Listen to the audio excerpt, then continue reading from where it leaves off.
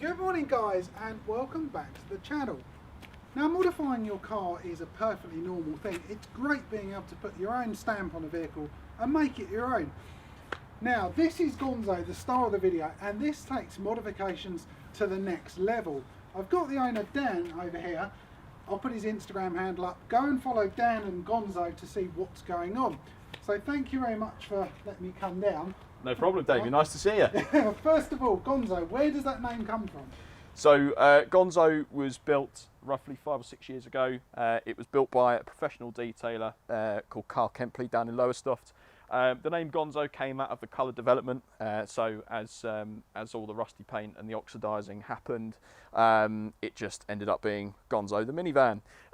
As well as that, there is a Gonzo the Muppet character, which Carl actually built, that hangs off the roof rack. And he built that and he made that as well. So from there, Gonzo was born. Very talented chap making that. So the next thing really, where did you get the wrap done on this? It's not a wrap. Really? It's no. So it's one of the reasons I bought the car, but it does get everybody. This is actually a back to metal paint job, and I think it's just absolutely brilliantly done. It's one of the things that really attracted me to the car. It's a full paint job. It is very, very impressive. So if we go over to the roof, we've got this little car on the top.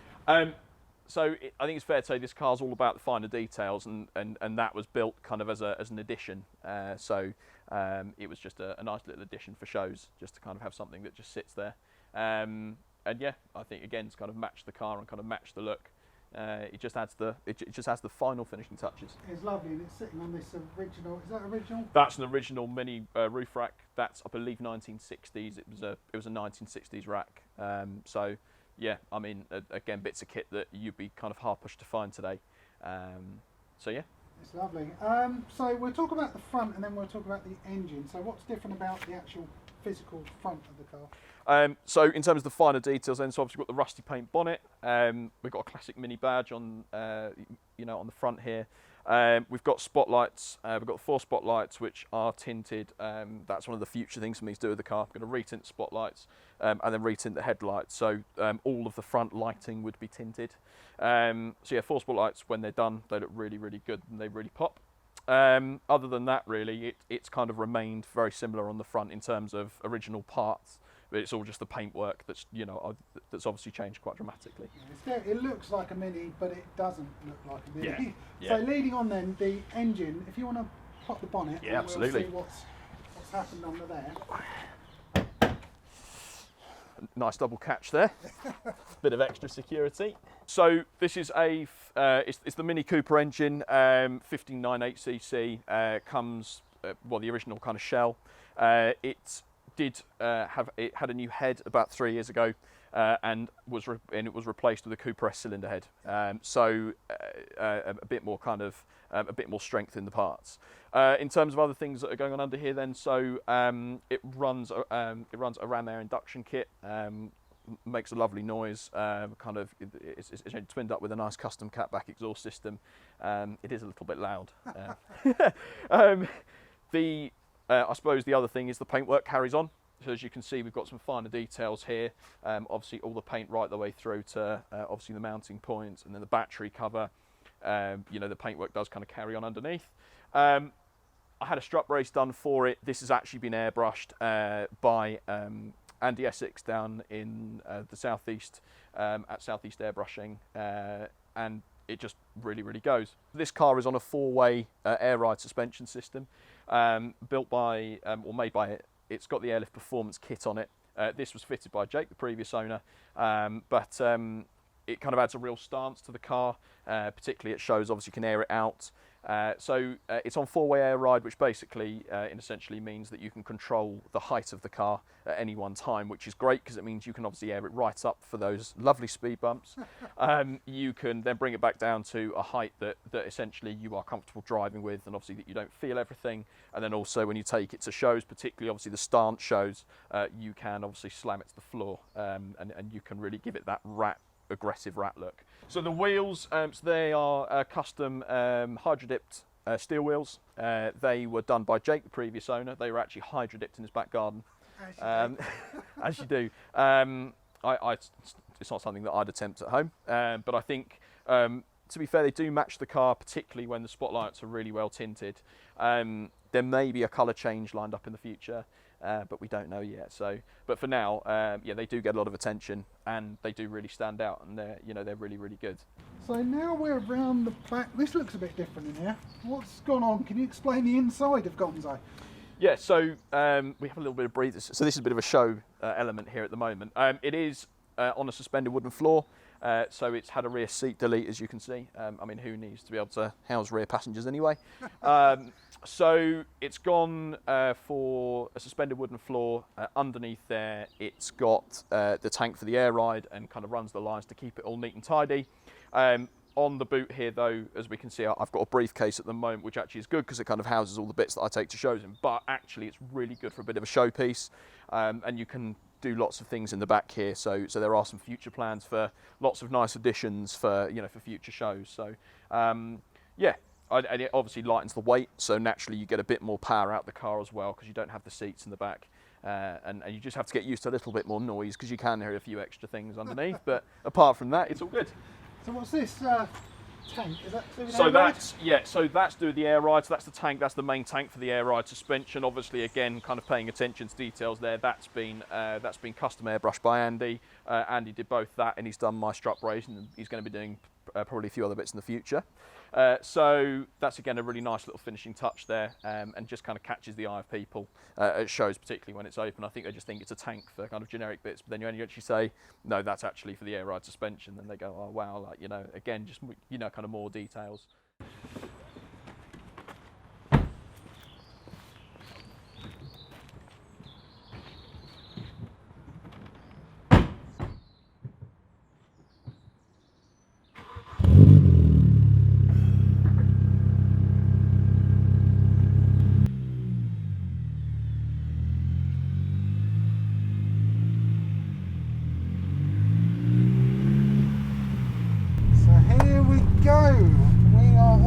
Gonzo and see what this car's like out on the road. It's quite noisy, the sound deadening which once lived in the back has gone missing.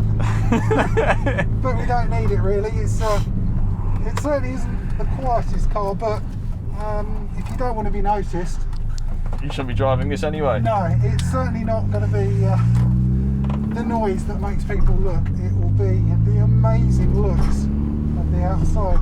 So we'll talk about what's happened in here, because this really is not standard Mini in any way, shape or form. So we start off, probably for me the most notable thing has to be the dash and this underneath. So is that dash original? What is that up here? So the dash and all so that the painting was obviously done to match the car. So Carl did that in his ownership when he built it. That was all done by him. The dials that have been recreated here, that's a dial swap done by Rob and Nick from Northern Lights SMDs and Dials. And I think they've done a really, really fine job of it. They've also done an LED swap as well, so of a night time the dials all change up, which is quite good and quite exciting. So it has a really nice kind of nighttime look as well. The fact it looks old, it's got the same sort of thing. I've noticed it's got a Gonzo in the middle there. Yeah, just so I actually got them fitted. So they didn't come with the car, but it's all about the finer details, as I kind of spoke about earlier. For me, I've got no intentions on big time changing the look or doing anything drastic. Gonzo is known as Gonzo, so that's kind of how it's going to remain. Yeah, completely agree. I love going over to the steering wheel there. What's that one? What's the story behind that? So this is a classic steering wheel. It was kind of came with these seats and the roof rack idea. So again, more kind of more painting in the colours to match the bodywork and kind of associated bits and pieces with the exterior and the interior. So again, kind of complementing the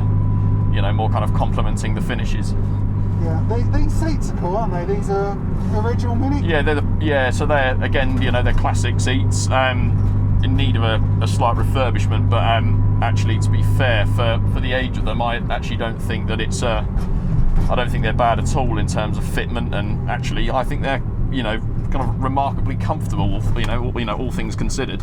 They are. It's not like modern Minis with lots of lumber and bolster support. I was going to say there is no mod cons with these seats, Damien. If you got in this car thinking that you were going to have a nice heated seat, that was never on the no, unfortunately never on the cards. Thicker trousers or something else if you want to stay warm. But it's really nice now. I mean, these door cards with the felt or whatever yeah. on there, we've got it on the roof.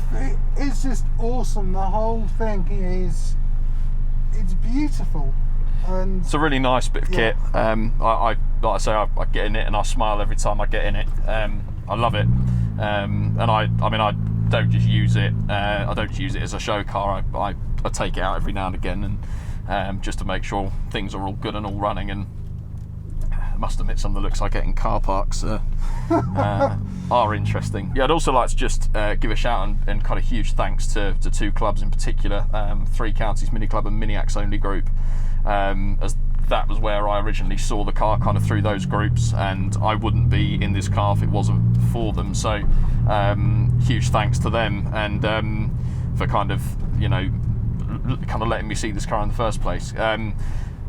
But I think, for me, in terms of sitting in here, I think actually it's that whole feeling of driving something unique and incredibly different.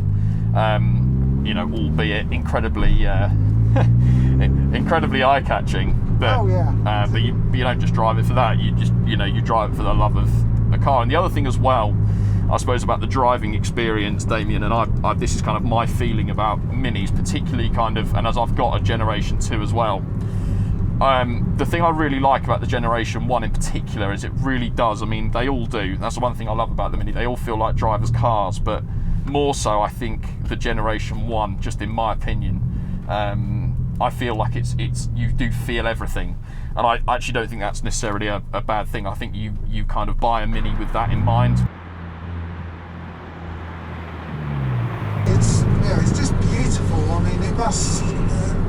It's great the fact that when I turned up, saw it on the driveway, and it's like, wow, look at that. I've seen it a couple of shows, and it just makes you smile. And in here, it's not uncomfortable. It feels, you know, a bit like a Mini. Doesn't look like one, but you have got some of the dials and things that are modern-ish Mini, but everything else, it's just pulls the outside styling inside, which is very unusual. No, for sure. And I think particularly once I've had all the bits done on the kind of the rolling road setup with the adjustable rear arms, the bush upgrade at the front, I'm excited to see what the drive is after that, because especially having the adjustable camber top mounts, it's going to be very, very interesting to see what kind of what kind of setup we can kind of dial in, or the boys at Baker Motorsport can dial in for me when I take it on down there, because the guys down there, they've done a few Gen 1s, Gen 2s, and they come highly recommended, and that's kind of, for me, especially with the 3D road setup, it'll be good because they can fit the arms and then they can make all the necessary tweaks when it's there, really. So you know, it's been in a few magazines, hasn't it? It's quite a well-known car, this. Yeah, so it's been in two in particular. I was very well. I am very lucky to own a car that's been in, you know, printed in the Fast Car magazine, and had an article on it. But it's appeared in Fast Car when Carl first built it.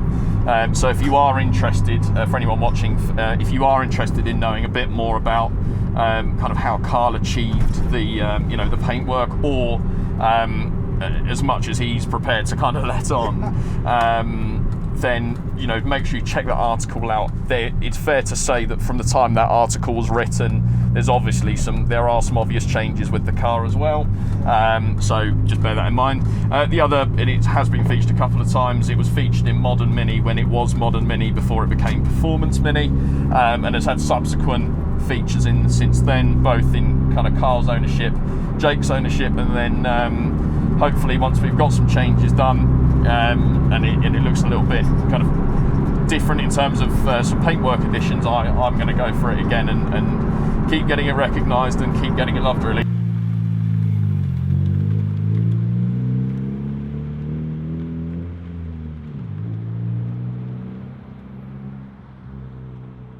there are a few future plans, so whilst we're in here, so a couple of things. I suppose the biggest one inside for now is doing a 6-speed gearbox conversion. These cars, the pre-facelift Coopers, so it's 2001 for roughly 2-3 years. I can't remember the exact date change when they exactly changed it, but they're fitted with a 5-speed Midlands gearbox. They were changed to the 5-speed Getrag gearboxes further down the line, but the Midlands gearbox is known to be slightly unreliable. However, there are some cars out there that have done 200,000 miles on the first gearbox. There are some cars that will get to 70, 80,000, and then it may be an issue. I'm just impressed all round with it, and hopefully the people watching this will have an even better appreciation. It's not just a piece of artwork, it's more than that. He's a genius, the chap who owned it before, and it's great that you've got it, you're looking after it, looking for improvements, and like I said, I loved the car when I saw it. I wanted to share the experience with everyone else, because they don't get this opportunity to a show to actually see what it's like out on the road, and probably get to have an in-depth look like we've done here. No, for sure, it is great. I think as well, like it's just something you can have fun in, and something that a lot of people very clearly appreciate. People appreciate the time and effort that have gone into it. They appreciate, they appreciate that it's obviously not a standard Mini, and it boasts some very interesting but nicely done features, and I think that's what's important. And so the car itself has been at various shows. It's been at Players Classic at Goodwood, it's been at Ultimate Stance, it's been to Beds Modified. All those I'm going to apply to do again next year, and then I'm hopefully going to do Modified Nationals, a show called Gravity, and then all of the other Slam shows. So again, all the all the lowered shows really, but then all the mainstream Mini ones as well, things like Mini at Home. I'd like to, where possible, get it inside showrooms, so I'm going to aim to try and get it inside some showrooms, get it appreciated by other Mini enthusiasts, and some Mini garages as well for things like launch days and just bits and pieces like that really, to be honest. Just want to try and get it out there, just get people to love it and enjoy it, and get it off my drive. Yeah, share it, that's what it's there for. I mean, it's pretty pokey. I mean, obviously now it can go up to 70. Yeah. It's what do you think to the noise? We hear a few pops and bangs out the back. There are a few noises going on.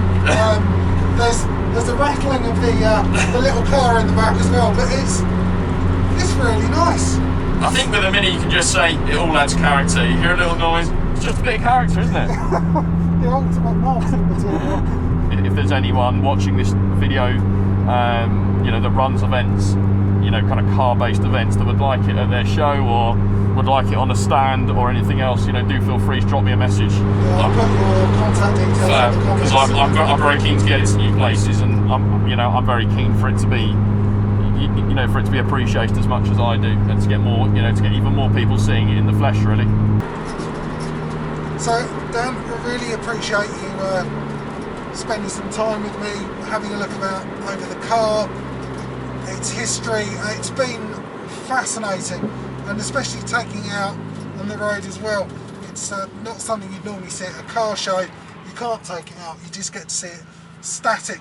So thank you very much. I'll put all your Instagram details, contact details down below. Anyway guys, I hope you've enjoyed this video. If you have, please give it a thumbs up. Comments are always welcome, and remember to click on the subscribe button. Thanks for watching.